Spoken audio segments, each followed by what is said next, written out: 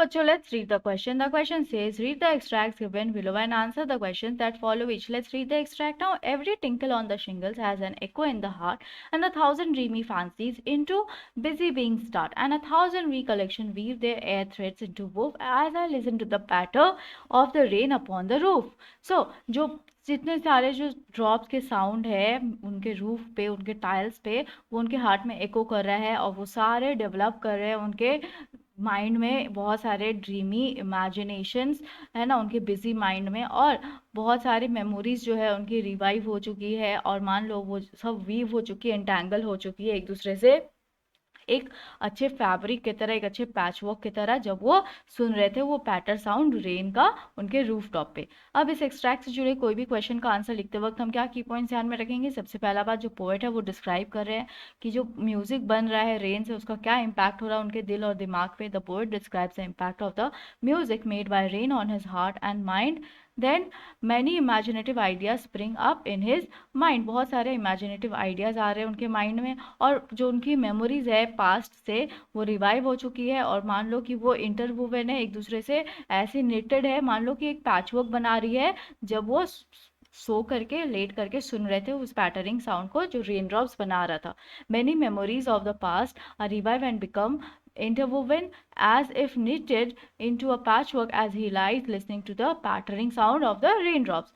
Now, let's see the first question. The first question says, what finds an echo in the heart of the poet? So क्या बना रहा है एको, क्या find क्या है एको उनके हार्ट में? How does it affect the busy mind of the poet, और उनके दिमाग को, बिजी माइंड को कैसे इफेक्ट कर रहा है? जो टिंकलिंग साउंड है रेन ड्रॉप्स का जो गिर रहा है उनके रूफ पे, उनके सर के ऊपर, वो एको साउंड बना रहा है उनके हार्ट में, और ये जो साउंड है वो स्प्रिंग अप कर रहा है बहुत सारे इमेजिनेटिव और फैंसीफुल आइडियाज उनके बिजी माइंड में। Let's frame the answer now. The tinkling sound of the rain drops falling on the roof overhead finds an echo in the heart of the poet. The sound of the rain bring up many imaginative and fanciful ideas in the busy mind of the poet.